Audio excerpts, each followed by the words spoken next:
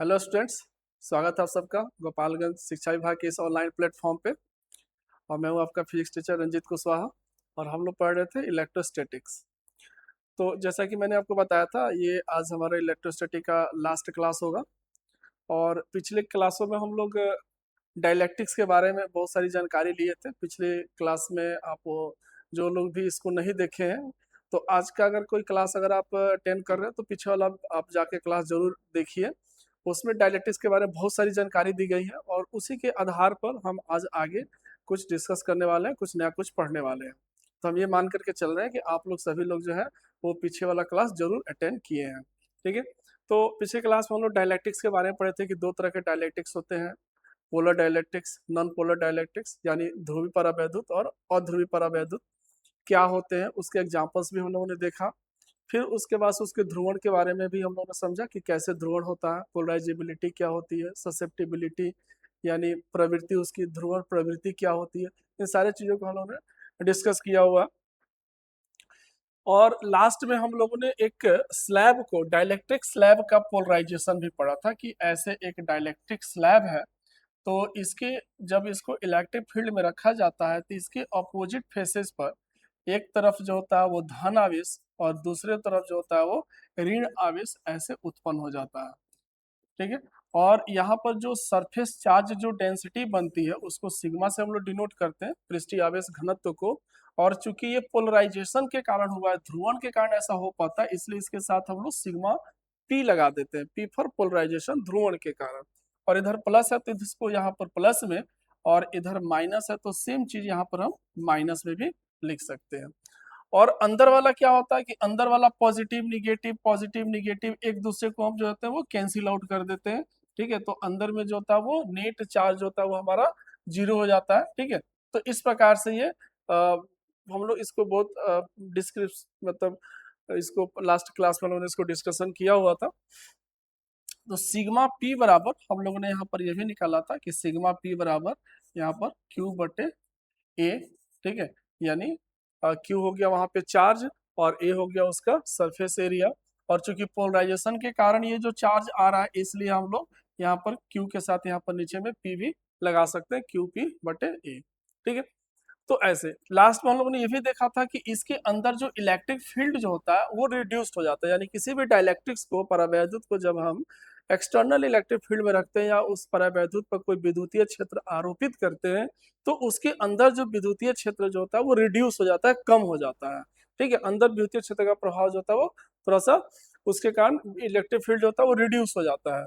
तो हम लोगों ने फाइनल जो इलेक्ट्रिक फील्ड निकाला हुआ था यहाँ पर कि एक्सटर्नल इलेक्ट्रिक फील्ड, ठीक है, तो सॉरी नेट इलेक्ट्रिक फील्ड, यहाँ पर नेट इलेक्ट्रिक फील्ड जो है वो एक्सटर्नल इलेक्ट्रिक फील्ड में से पोलराइजेशन के कारण जो इलेक्ट्रिक फील्ड होगा, जो उत्पन्न होगा उसमें, उसको माइनस कर देंगे तो नेट इलेक्ट्रिक फील्ड हमारा निकलता है। तो आज का हमारा टॉपिक इसी पर आधारित है। आज का हमारा टॉपिक है कि जो डाइलेक्ट्रिक्स का कैपेसिटर में अंदर में क्या प्रभाव पड़ता है। क्योंकि डाइलेक्ट्रिक्स के अंदर यहाँ पर पढ़े कि हम लोग उसके जब उसको पोलराइज्ड करते हैं या ये एक्सटर्नल इलेक्ट्रिक फील्ड में रखते हैं, तो उसके अंदर इलेक्ट्रिक फील्ड रिड्यूस हो जाता है, विद्युतीय क्षेत्र का मान घट जाता है। अब विद्युतीय क्षेत्र का मान घटने से बहुत सारी चीजें प्रभावित हो जाती है। विद्युतीय क्षेत्र घटेगा तो उसका जो पोटेंशियल होगा, विभवांतर जो होगा वो भी प्रभावित होगा, उसका कैपेसिटेंस भी प्रभावित होगा। तो सबसे, और फिर उसके कारण से जो होगा, जो हमारा कैपेसिटर है उसका भी कैपेसिटेंस जो होगा वो प्रभावित होगा, उसकी धारिता भी चेंज हो जाएगी। ठीक है। तो उसकी धारिता को, पैरेलल प्लेट कैपेसिटर जो हम लोग पढ़े हैं, उसकी धारिता पर क्या प्रभाव पड़ेगा वो हमारा बाद का टॉपिक है। लेकिन उससे पहले हम लोग ये जानेंगे कि इस डाइलेक्ट्रिक्स के कारण जो है इलेक्ट्रिक फील्ड, पोटेंशियल डिफरेंस और कैपेसिटेंस पर क्या प्रभाव पड़ता है, और तब फिर उसके बाद से कैपेसिटर पर उसके प्रभाव को हम लोग समझेंगे। ठीक है। तो हम लोग यहाँ पर हेडिंग कर सकते हैं कि effect of dielectrics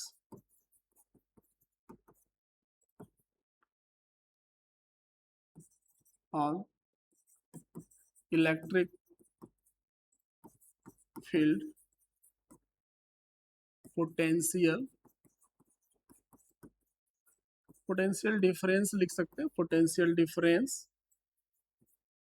and capacitance. ठीक है। तो इन सारे चीजों पर क्या प्रभाव पड़ता है, ठीक है ना, इस चीज को हम लोग थोड़ा देखेंगे। तो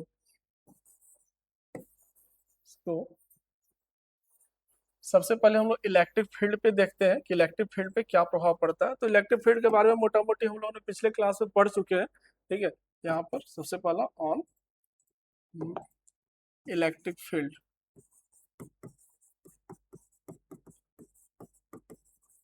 विद्युतीय क्षेत्र पर, विद्युतीय क्षेत्र पर क्या प्रभाव पड़ेगा इसको हम लोग समझते हैं। तो विद्युतीय क्षेत्र पर प्रभाव को हम लोग ऐसे, जब हम इस डाइलेक्ट्रिक स्लैब है और इस डाइलेक्ट्रिक स्लैब पर जब एक्सटर्नल इलेक्ट्रिक फील्ड अप्लाई करते हैं तो इसके अंदर जो होता है इसके अपोजिट डायरेक्शन में एक इलेक्ट्रिक फील्ड डेवलप हो जाता है ड्यू टू पोलराइजेशन, ठीक है, पोलराइजेशन के कारण। तो इधर जो होता है वो पॉजिटिव, ऐसे चूंकि पॉजिटिव ये हमारा सरफेस बन जाता है इलेक्ट्रिक फील्ड के डायरेक्शन में, और उसके अपोजिट डायरेक्शन में ये वाला जो फेज होता है वो निगेटिव ऐसे बन जाता है। और इस प्रकार से अंदर ही पॉजिटिव टू नेगेटिव एक इलेक्ट्रिक फील्ड सेटअप हो जाता है ड्यू टू पोलराइजेशन। तो उसके अंदर नेट इलेक्ट्रिक फील्ड, चूंकि बाह्य इलेक्ट्रिक फील्ड जो है और ये जो पोलराइजेशन के कारण जो इलेक्ट्रिक फील्ड उत्पन्न हुआ, दोनों की दिशा एक दूसरे के विपरीत है। अब दोनों की दिशा एक दूसरे के विपरीत है तो इसके अंदर नेट इलेक्ट्रिक फील्ड जो होगा वो ई जो होगा वो इसको माइनस करने के बाद जो बचेगा वो बाह्य इलेक्ट्रिक फील्ड के डायरेक्शन में नेट इलेक्ट्रिक फील्ड हमको विद्युतीय क्षेत्र हमको मिलेगा। तो नेट इलेक्ट्रिक फील्ड क्या हो जाएगा पोलराइजेशन के कारण। तो जब भी किसी परावैद्युत को आप ध्रुवित करते हैं तो यहाँ पर लिख सकते हैं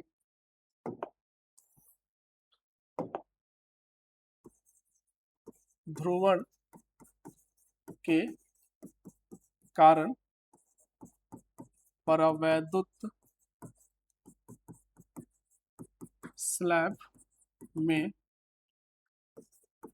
नेट विद्युतीय क्षेत्र, तो नेट विद्युतीय क्षेत्र कितना हो जाएगा, एक्सटर्नल इलेक्ट्रिक फील्ड में से पोलराइजेशन के कारण इलेक्ट्रिक फील्ड को माइनस कर देंगे तो नेट विद्युतीय क्षेत्र हमको निकल जाएगा। अब यहाँ पर हम लोग देखो ये चीज हम लोग पिछले क्लास में पढ़े हुए थे, इसको हम लोग लिख सकते हैं सिग्मा पी बटे एफ, सिग्मा पी बटे यहाँ पे सिग्मा पी और बटे ए, ठीक है। यहाँ पर विद्युतीय क्षेत्र थोड़ा यहाँ पर सिग्मा पी बटे एप्सिलॉन नट, ठीक है। तो सिग्मा पी बटे एप्सिलॉन नट यहाँ पर हमको विद्युतीय क्षेत्र का मान मिल जाएगा जो पोलराइजेशन के कारण उत्पन्न हुआ। और अगेन अगर हम इसको लिखे ई नट माइनस सिग्मा पी को तो क्यू पी बटे ए एप्सिलॉन नट भी हम इसको लिख सकते हैं, ठीक है। तो ये चीज हमको यहाँ से मिल रहा है, ठीक है। तो बट हम क्या है कि यहाँ पर चूंकि हम लोग पोलराइजेशन को पढ़े हुए, ध्रुवण को पढ़े हुए, और ध्रुवण के बारे में हम लोगों ने पिछले क्लास में पढ़ा था कि ध्रुवण जो होता है वो इसके पृष्ठ पर जो पृष्ठीय आवेश घनत्व उत्पन्न होता है उसके बराबर होता है। और फिर P जो होता है वो काई ई एप्सिलॉन नट ई के बराबर होता है। ये पिछले क्लास में हम लोग रिलेशन निकाल चुके हैं, पढ़ चुके हैं। तो हम क्या करते हैं कि ये जो सिग्मा पी है, ठीक है, तो इस सिग्मा की पी की जगह पर हम लोग इसको यूज कर लेंगे पी को, ठीक है, क्योंकि पी बराबर सिग्मा पी, तो इससे सिग्मा पी जब पी आ जाएगा तो पी बटे एप्सिलॉन नट, और अगेन पी की जगह पर काई एप्सिलॉन नट ई, तो हम लोग यहाँ पर इसको लिख सकते हैं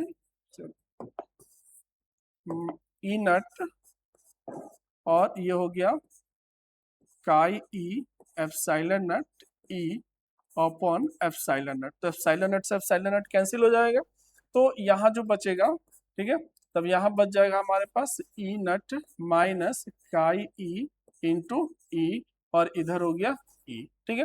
तो अब अगर हम इसको इधर ले जाए तो ई नट का मान अगर हम निकाले यहाँ से तो E nut is equal to क्या मिलेगा, ये जाके इधर प्लस हो जाएगा तो ये प्लस हो जाएगा तो ई और प्लस काई ई इंटू ई, तो यहाँ से अगर ई कॉमन ले लें तो 1 प्लस काई ई, ठीक है, ये हो जाएगा ई नट।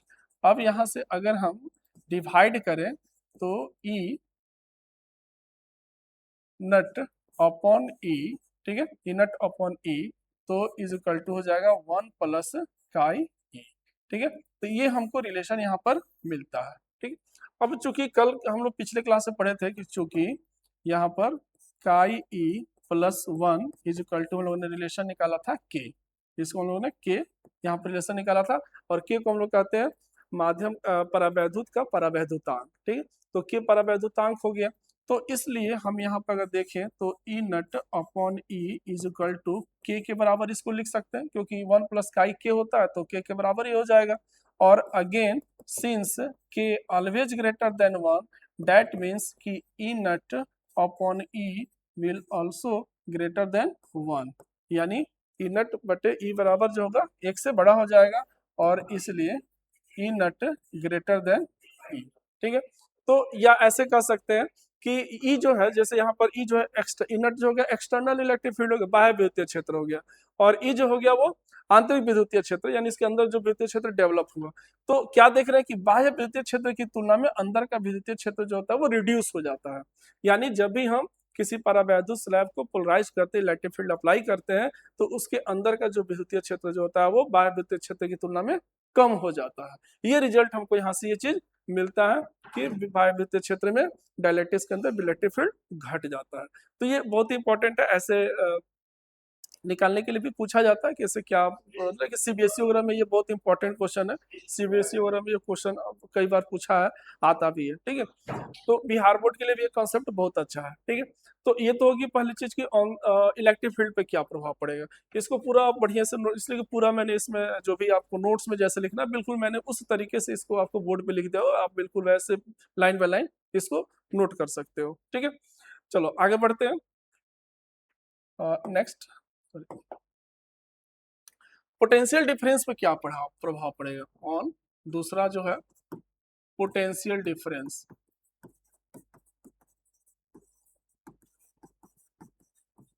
पोटेंशियल डिफरेंस विभवांतर पे, यानी विभवांतर पे क्या प्रभाव पड़ेगा। तो मान लो कि कोई भी डाइलेक्ट्रिक स्लैब है तो उसकी कुछ थिकनेस होगी, ठीक है ना। तो अगर जैसे यही डाइलेक्ट्रिक स्लैब अगर हम लेते हैं यहाँ पे, तो डाइलेक्ट्रिक स्लैब है तो इसका थिकनेस हम मान लेते हैं कि यहाँ से यहाँ तक इसकी जो मोटाई है वो डी है। ठीक है ना, ये उसका थिकनेस हो गया, मोटाई डी है, और इसके अंदर इलेक्ट्रिक फील्ड रिड्यूस हो गया है। ठीक है, तो अगर इसी डाइलेक्ट्रिक स्लैब को अगर हम लेकर के चले, तो इस डाइलेक्ट्रिक स्लैब के अंदर या कोई भी अगर कैपेसिटर ही अगर हम मान लें कि कैपेसिटर का ही अगर दो प्लेट है, ऐसे मान लिया जाए कि कैपेसिटर हो गया ये, इसके दो प्लेट है एक्स और वाई। ठीक है, और ये जो हो गया वो पॉजिटिव प्लेट हो गया, और ये निगेटिव प्लेट हो गया, ऐसे ये निगेटिव प्लेट हो गया। बीच का डिस्टेंस जो हो गया वो दोनों प्लेटों के बीच का जो डिस्टेंस है वो डी है, और प्रत्येक प्लेट का जो क्षेत्रफल है वो ए है। ठीक है, प्रत्येक प्लेट का क्षेत्रफल ए और दोनों प्लेटों के बीच की दूरी डी। अब यहाँ पर भी हम इस चीज को अच्छे से समझ सकते हैं। तो अब जैसे सपोज करो कि इसके बीच कुछ नहीं भरा है, प्लेटों के बीच कुछ नहीं है, कुछ नहीं है, डेट मीन्स कि एयर मान सकते हैं कि एयर है। ठीक है, तो अगर एयर है, उसके प्लेटों के बीच अगर एयर हो, और तब कहा जाए कि उसके बीच का पोटेंशियल, दोनों प्लेटों के बीच का पोटेंशियल डिफरेंस, यानी दोनों प्लेटों के बीच विभवांतर कितना होगा। ठीक है, हवा होने पर, ऐसे लिख देते हैं वायु होने पर, वायु होने पर, ऐसे माध्यम लिखा जा सकता है, माध्यम वायु होने पर दोनों प्लेटों के बीच, दोनों प्लेटों के बीच विभवांतर, तो दोनों प्लेटों के बीच विभवांतर कितना होगा। तो विभवांतर, अब देखो यहाँ पर भी नट ले लेते हैं, क्योंकि एयर है इसलिए भी नट लगा दिए। तो विभवांतर के लिए फॉर्मूला हो जाएगा ई नट इंटू डी, वही फॉर्मूला है जैसे आप जो इलेक्ट्रिक फील्ड के लिए आप लोग पढ़े हुए हैं, electric field is equal to d V upon d r. ठीक है, उसी फॉर्मूले को हम यहाँ पर भी यूज कर रहे हैं। डीवी के जगह पर हमने भी ले लिया है, और डी आर की जगह पर, डिस्टेंस की जगह पर डी ले लिया है, तो भी बराबर ई इंटू डी। तो इस तरह से भी नट बराबर ई नट इंटू डी, तो वही रिलेशन से ये रिलेशन हमारा यहाँ पे आ रहा है, कोई नई रिलेशन नहीं है। ठीक है, तो ई नट इंटू डी, तो ई नट का मतलब क्या हो गया कि हवा होने पर दोनों प्लेटों के बीच विद्युतीय क्षेत्र और दोनों प्लेटों के बीच की दूरी डी, एंड तथा माध्यम अगर परावैद्युत हो, माध्यम परावैद्युत, माध्यम परावैद्युत होने पर, तो अगर परावैद्युत माध्यम है तो फिर वहां पर पोटेंशियल डिफरेंस कितना हो जाएगा, तो उसको भी ले लेते हैं सिंपली, और इलेक्ट्रिक फील्ड तो वहां पर ई हो जाता है, क्योंकि परावैद्युत माध्यम के लिए अभी हम लोग इलेक्ट्रिक फील्ड ई लिखा है। ठीक है, तो ई हो गया और इंटू डी हो गया। अब क्या करते हैं कि इसको डिवाइड कर देते हैं, भी नट अपॉन भी, और यहाँ पर हो जाएगा E naught D upon E to D. ठीक है, इसको सिंपली डिवाइड कर दिया, तो यहाँ पे क्या देखते हैं कि डी से डी हमारा कैंसिल हो जाएगा, तो हमको यहाँ पर क्या मिलेगा, ई नट अपॉन ई। और अभी पिछले, अभी हम लोग स्लाइड में क्या देखे कि ई नट अपॉन ई जो है उसको हम लोग के कहते हैं। तो के कहेंगे तो इस तरह से हमको मिल जाएगा वी नट अपॉन वी बराबर के, ठीक है। और since K always greater than one, ठीक है, के जो है माध्यम का परावैद्युतांक है, परावैद्युत का, तो परावैद्युत का परावैद्युतांक जो के होता है उसका मान हमेशा एक से बड़ा होगा।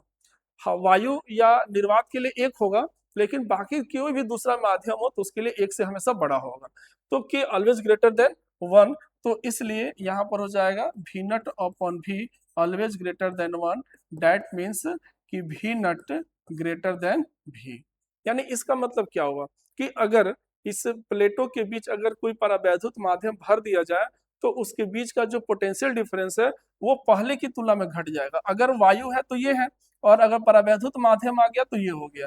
तो देख रहे हो कि परावैद्युत माध्यम वाला जो पोटेंशियल डिफरेंस है वो छोटा है और वायु वाला की तुलना में। तो इस प्रकार से जब परावैद्युत माध्यम भर देंगे प्लेटों के बीच तो वहां पर भी विद्युतीय विभवांतर जो होगा वो घट जाता है। तो विद्युतीय क्षेत्र घट जाता है, विभवांतर भी घट जाता है, ठीक है। तो ये दो चीज हम लोग देख लिए, विभवांतर का और विद्युतीय क्षेत्र का। अब आइए हम लोग तीसरा चलते हैं, कैपेसिटेंस को समझते हैं कि कैपेसिटेंस पर क्या प्रभाव पड़ेगा, ठीक है। तीसरा ऑन कैपेसिटेंस यानी धारिता पर, ठीक है। तो पैरेलल प्लेट कैपेसिटर है तो उसकी धारिता पर क्या प्रभाव पड़ेगा, यहाँ से हम उसको समझते हैं। फिर उसके बाद से लास्ट में हम उसको एक अलग से क्वेश्चन एक डेरिवेशन भी करेंगे हम लोग, ठीक है। तो ये हमारा पैरेलल प्लेट कैपेसिटर हो गया, बीच का डिस्टेंस हो गया डी, और इस प्लेट का नाम देते हैं एक्स, इस प्लेट का नाम देते हैं वाई, और प्लेट का क्षेत्रफल हो गया ए, ठीक है। तो अगर सपोज करो कि बीच में अगर एयर है, कुछ नहीं भरा हुआ, डेट मीन्स की एयर है, ठीक है, तो हवा है। तो अगर हवा है तो माध्यम यहाँ पर लिख सकते हैं, माध्यम माध्यम वायु होने पर, माध्यम वायु होने पर धारिता, ठीक है।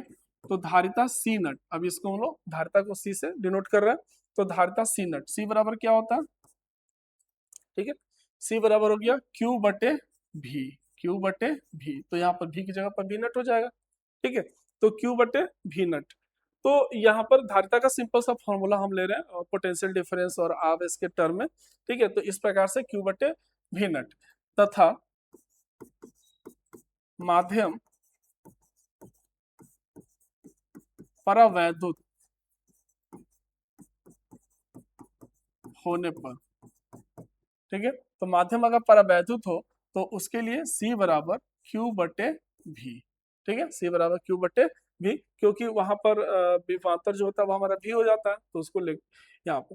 तो अब फिर यहाँ पर हम क्या करते हैं कि डिवाइड करते हैं, ठीक है। इस बार नीचे वाले को ऊपर करते हैं, यानी सी बटे सी नट ऐसे डिवाइड कर रहे हैं, तो सी की जगह पर हो जाएगा क्यू बटे भी, और सी नट वाला जो होगा वो उलट जाएगा, तो ऊपर चला जाएगा भी नट और नीचे हो जाएगा क्यू, तो क्यू से क्यू कैंसिल हो जाएगा, तो फिर हमको क्या मिलेगा यहाँ पर भी नट अपॉन भी, ठीक है।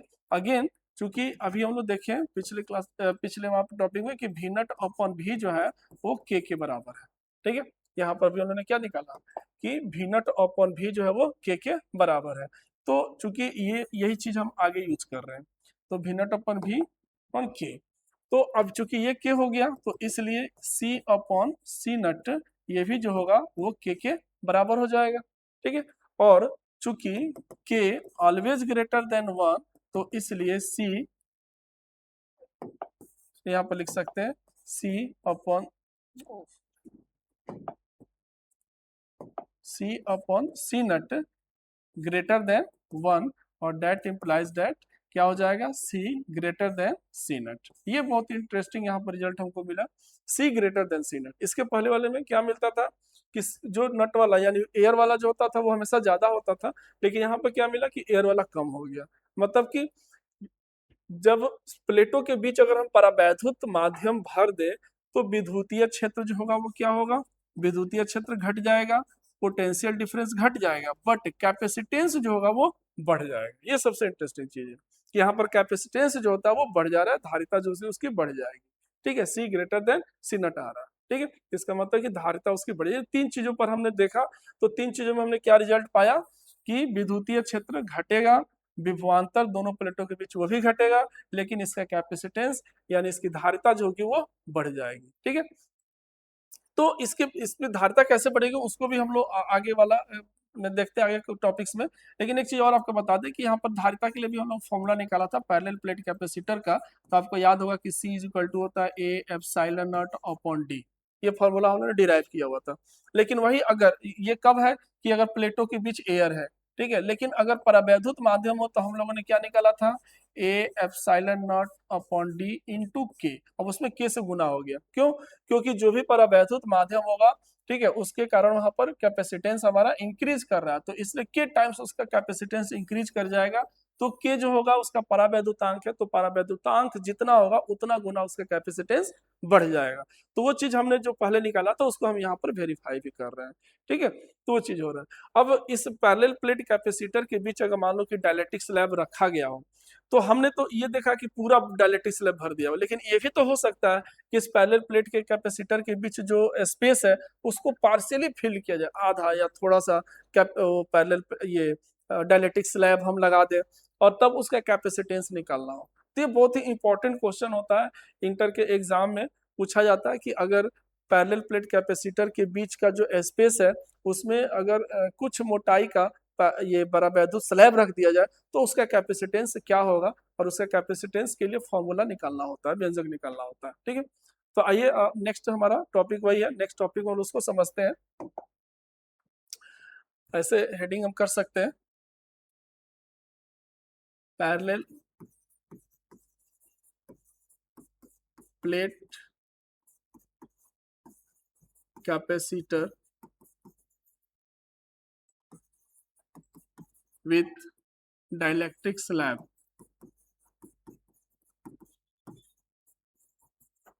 ठीक है, parallel plate capacitor with dielectric slab, यानी परावैद्युत स्लैब युक्त पैरेलल प्लेट कैपेसिटर। तो अब यहाँ पर देखो, यहाँ पर हम क्या करेंगे कि हमने एक पैरेलल प्लेट कैपेसिटर लिया, इसका नाम दे दिए एक्स, इसका नाम दे दिया वाई। ये पॉजिटिवली चार्ज हो गया, ठीक है, ये पॉजिटिवली चार्ज हो गया और ये निगेटिवली चार्ज प्लेट हो गया, और इसको हम लोग ग्राउंडिंग कर दिए। ठीक है, तो सारा पॉजिटिव चार्ज इधर जमीन में। ठीक है, अब ये देखो क्या है कि इसके अंदर जो है हम एक डाइलेक्ट्रिक स्लैब ले रहे हैं, ये डाइलेक्ट्रिक स्लैब ले लिया गया। ठीक है, और इस डाइलेक्ट्रिक स्लैब की जो मोटाई है, ये पूरी तरह से ये डाइलेक्ट्रिक स्लैब की जो मोटाई है वो टी है, लेकिन ये जो स्पेस है ना वो पूरा दोनों प्लेटों के बीच पूरे स्पेस को ऑक्युपाई नहीं करता, यानी पूरा स्पेस नहीं भरता ये। ठीक है, उससे थोड़ा सा छोटा है। तो देख रहे हो बीच में इधर भी थोड़ा सा खाली जगह बचा हुआ, इधर भी खाली बचा हुआ, बीच में बस ये टी मोटाई का डाइलेक्ट्रिक स्लैब हमने रख दिया है, और इसका परावैद्युतांक जो है वो के है, इसका परावैद्युतांक हो गया के। तो अगर इस प्लेटों के बीच देखोगे तो हवा के तह की मोटाई, यानी पहले लिखते हैं परावैद्युत की मोटाई, परावैद्युत स्लैब, परावैद्युत परावैद्युत स्लैब की मोटाई, तो परावैद्युत स्लैब की मोटाई हो जाएगी टी। ठीक है, और फिर प्लेटों के बीच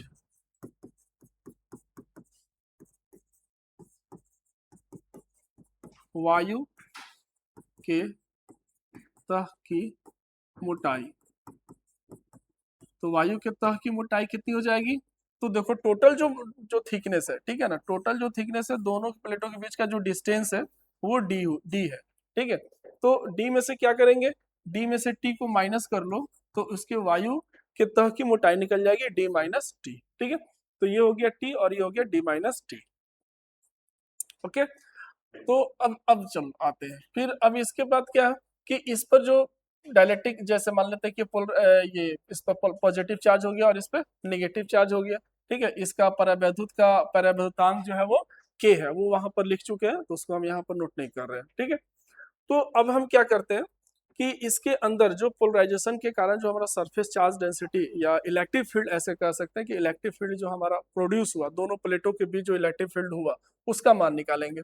तो सबसे पहले हम दो अलग अलग भावों में, पहले हम इस डायलेक्ट्रिक स्लैब का इलेक्ट्रिक फील्ड और बीच में जो वायु वाला है ठीक है, भाग उसका, चूंकि दो तरह के इसमें पार्ट होगा दोनों प्लेटों के बीच, एक हो गया डाइलेक्ट्रिक मीडियम तो उसका इलेक्ट्रिक फील्ड अलग होगा, और बीच में जो हवा की जो तह है, जो हवा का तह दोनों तरफ जो बचा हुआ है उसका इलेक्ट्रिक फील्ड अलग होगा। ठीक है, तो वायु के लिए अलग और उसके लिए अलग अलग हम निकालते हैं। तो सबसे पहले स्लैब परावैद्युत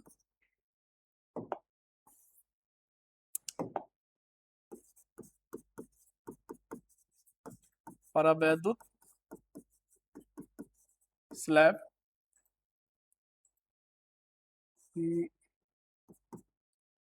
के लिए विद्युतीय क्षेत्र, तो विद्युतीय क्षेत्र ई बराबर, ठीक है, तो विद्युतीय क्षेत्र ई बराबर क्या हो जाएगा, तो अब विद्युतीय क्षेत्र के लिए फॉर्मूला हम लोग क्या पढ़े थे कि E is equal to D into, ठीक है, नहीं, पोटेंशियल डिफरेंस इंटू ई, भी इंटू डी, तो ऐसे कर सकते हैं इसको भी इंटू डी, ठीक है, तो ऐसे हमारा रिलेशन होता है। लेकिन अब क्या है कि यहाँ पर जो परावैद्युत स्लैब है, ठीक है, तो जो परावैद्युत स्लैब है उसकी मोटाई टी है, तो उसकी मोटाई टी है, तो और पोटेंशियल डिफरेंस, ठीक है ना, तो उसके लिए भी इंटू टी ऐसे हम लोग लिख लेंगे, ठीक है, भी इंटू टी। और एक मिनट, और फिर वायु के जो तह की मोटाई है, यहाँ पे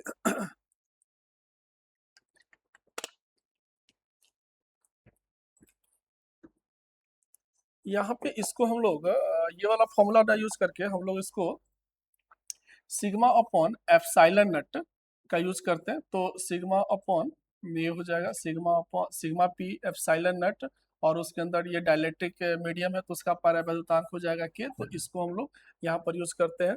तथा वायु माध्यम के लिए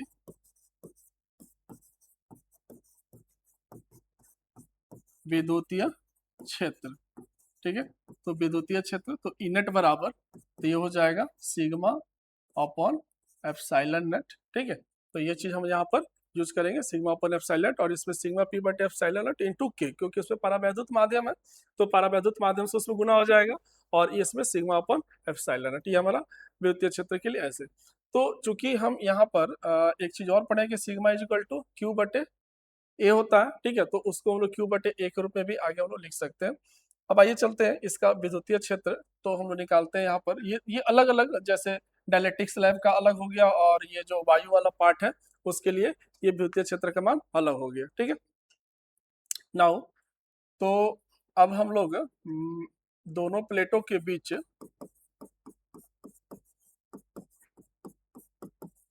के बीच विभवांतर, ठीक है, तो दोनों प्लेटों के बीच विभवांतर, तो विभवांतर बराबर, ठीक है, तो अब विभवांतर बराबर क्या होगा, दो तरह के यहाँ पर पोटेंशियल मतलब ये बीच का मीडियम है, तो विभवांतर के लिए क्या लिखेंगे फॉर्मूला, फिर हम लोग वहां से ले आते हैं, ठीक है, तो ये वाला v बराबर ई इंटू डी, तो ये हमारा हो जाएगा v बराबर, एक तो डायलेक्ट्रिक स्लैब के लिए, तो डायलेक्ट्रिक स्लैब के लिए हो जाएगा, डायलेक्ट्रिक स्लैब के अंदर इलेक्ट्रिक फील्ड ई है और उसकी मोटाई टी है, तो ई इंटू टी, और प्लस फिर ये वाला जो वायु की जो तह की मोटाई है, तो वायु के तह की मोटाई के लिए तो उसके अंदर इलेक्ट्रिक फील्ड ई और उसके तह की मोटाई है डी माइनस टी, तो अब इन दोनों को अगर हम जोड़ दें तो टोटल पोटेंशियल डिफरेंस हमारा निकल जाएगा। ये वाला पोटेंशियल डिफरेंस हो गया, क्योंकि फॉर्मूला हमारे पास क्या है, v is equal to E into d, ठीक है, तो इलेक्ट्रिक फील्ड इसके अंदर इलेक्ट्रिक फील्ड ई और इसकी मोटाई टी, तो ई इंटू टी इसका कारण पोटेंशियल डिफरेंस, और जो वायु की जो तह है उसके कारण, तो उसके कारण उसके लिए इलेक्ट्रिक फील्ड ई नट और उसकी मोटाई हो गई डी माइनस टी, तो उसको गुना कर देंगे तो उसके कारण पोटेंशियल डिफरेंस, तो ये दोनों को ऐड कर देंगे तो टोटल हमारा दोनों प्लेटों के बीच पोटेंशियल डिफरेंस भी का मान ऐसे निकल जाएगा। अब यहाँ पर हम वैल्यू पुट कर सकते हैं, तो यहाँ पर वो लिख सकते हैं v इज इक्वल टू ई की जगह पर वो लिख सकते हैं सिग्मा पी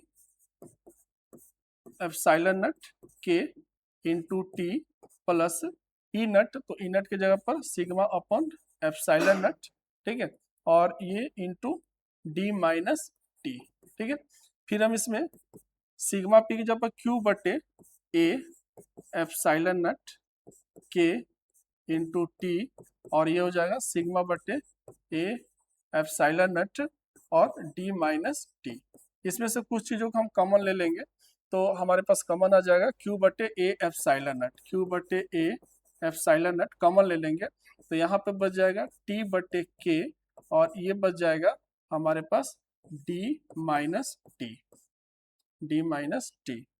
तो इसको हम लोग ऐसे करते हैं, अम, इसको बड़ा वाला ब्रैकेट दे देते हैं और इसको लिख लेते हैं डी माइनस टी। ठीक है, तो ये हमारा चीज सिंपल सा है, बस हम बस ई और ई नट का वैल्यू पुट कर दिए, और फिर यहाँ पर सिग्मा बराबर क्यू बटे ए कर दिए। ठीक है, और यहाँ से हमने इसको कॉमन ले लिया। ठीक है, और कॉमन ले लिया तो फिर यहाँ पर हमारा अब ये भी का मान ऐसे यहाँ पर चेंज हो गया। ठीक है, अब इसमें क्या करते हैं कि हमारा पोटेंशियल डिफरेंस निकल, अब पोटेंशियल डिफरेंस निकल गया तो हमको निकालना है इसका कैपेसिटेंस। ठीक है, उसकी धारिता, तो धारिता का क्या हो जाएगा, तो इसलिए धारिता,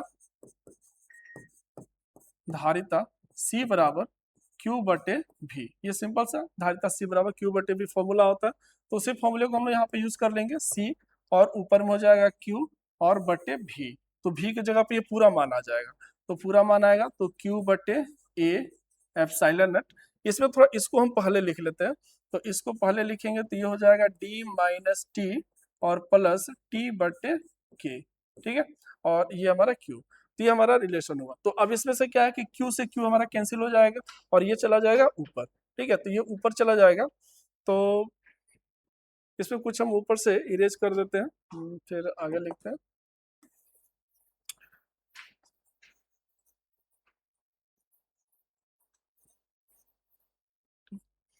चलिए, तो यहाँ पर हमारा C बराबर क्या मिल जाएगा, एक रिलेशन हमको, तो ए एप्सिलॉन नट ऊपर चला गया, ए एप्सिलॉन नट अपॉन नीचे क्या मिला, डी माइनस टी और प्लस टी बाई के, ये रिलेशन हमको मिल गया, और यही कैपेसिटेंस का रिलेशन हो गया।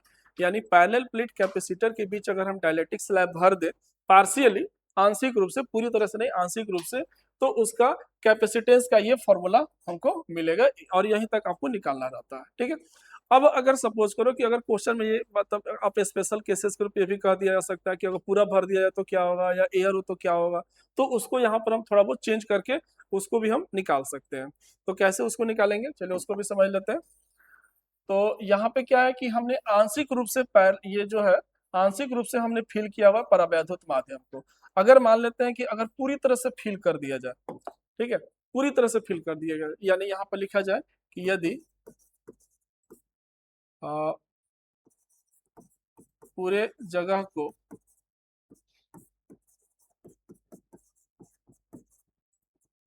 परावैद्युत,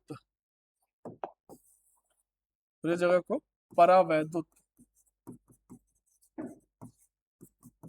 से भर दिया जाए, ठीक है, पूरे जगह को परावैद्युत से भर दिया जाए, ठीक है, तो क्या हो जाएगा कि जो अब ये जो टी है उसकी मोटाई बढ़कर के टी हो जाएगी, क्योंकि ये परावैद्युत स्लैब की मोटाई हमारी टी है। ठीक है, अब ये पूरा भर दिया जाएगा तो ये फैल जाएगा, तो टी जो होगा वो डी के बराबर हो जाएगा, तो टी डी के बराबर हो जाएगा। तो इस स्थिति में देखो अब सी बराबर क्या हो जाएगा, ए एप्सिलॉन नट और डी माइनस टी के जगह पर हो जाएगा डी, और फिर प्लस ये हो जाएगा डी बटे के, तो ये वाला तो कैंसिल हो गया। ठीक है, तो अब क्या बच जाएगा डी बाई के, तो इसलिए सी बराबर हो जाएगा ए एप्सिलॉन नट बटे डी, और ये के ऊपर चला जाएगा तो के साथ ऐसे गुना हो जाएगा, तो ये हमारा फिर पहले वाला रिलेशन मिल जाएगा, A epsilon upon D into के, तो ये हमारा रिलेशन हो जाएगा। अब इसी में ये भी कहा जा सकता है कि जो बीच का माध्यम है, ठीक है, उसको वायु से भरा हो, पूरी तरह से वायु से भरा हुआ हो, यानी एक नॉर्मल कैपेसिटर जो हम लोग पहले पढ़ चुके हैं, ठीक है, कि वायु वाला कैपेसिटर, तो उसके लिए क्या होगा, यदि यहाँ पर लिखा जाए, यदि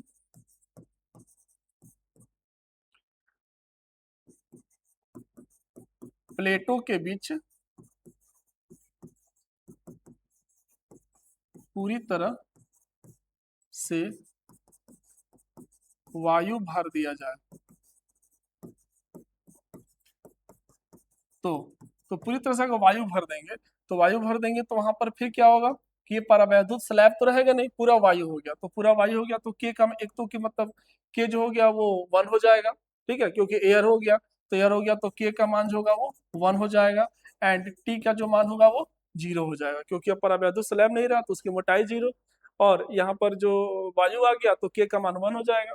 तो इस प्रकार से इसी रिलेशन में फिर इसको हम चेंज कर सकते हैं, c बराबर a एप्सिलॉन नॉट, ठीक है, और d और माइनस टी, तो t की जगह पर 0, तो d माइनस टी की जगह पर 0 और फिर प्लस t की जगह पर ये भी 0, 0/k, ठीक है। तो ये 0/k, ये भी 0 और ये भी 0, तो बच क्या गया, तो c बराबर हमको मिल जाएगा a epsilon not upon d। तो ये फॉर्मूला फिर हमको एयर कैपेसिटर वाला जो फॉर्मूला है वही फॉर्मूला फिर हम यहाँ पर अचीव कर लेते हैं, ठीक है।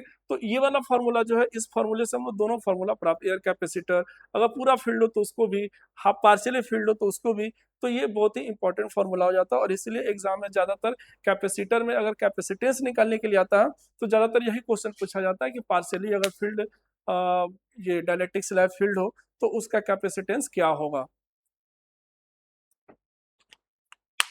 तो ये आपका एक लास्ट टॉपिक बचा हुआ था, तो आज के क्लास में हमने इसको कवर कर दिया, ठीक है। तो अब आपका इलेक्ट्रोस्टैटिक जो है वो समाप्त है, ठीक है ना। इस पे कुछ जो होगा, कुछ न्यूमेरिकल्स वगैरह हम नेक्स्ट क्लास में दो चार न्यूमेरिकल्स जो भी इंपॉर्टेंट है, जो एग्जाम में पूछे जाते हैं, जिस तरह के एग्जाम में, जिस पर आधारित एग्जाम में आते हैं सब न्यूमेरिकल्स, उस तरह कुछ न्यूमेरिकल्स हम आपको सॉल्व करेंगे, ठीक है। फिर उसके बाद हमारा करंट इलेक्ट्रिसिटी नेक्स्ट हमारा चैप्टर है, बहुत ही अच्छा। इसमें चूंकि हम लोगों ने आवेश को स्थिर आवेश के बारे में पढ़ा, वहाँ पर हम लोग मूविंग चार्जेस के बारे में पढ़ेंगे, गतिशील आवेश के बारे में पढ़ेंगे, और उसके बहुत सारे गुणों के बारे में बहुत सारा, और उस पर भी लॉ जो होगा उसको भी हम लोग पढ़ेंगे। तो बहुत इंटरेस्टिंग चैप्टर है नेक्स्ट हमारा। तो आज का क्लास हमारा यहीं पे समाप्त होता है, मिलते हैं नेक्स्ट क्लास में एक नए टॉपिक के साथ। तब तक के लिए धन्यवाद।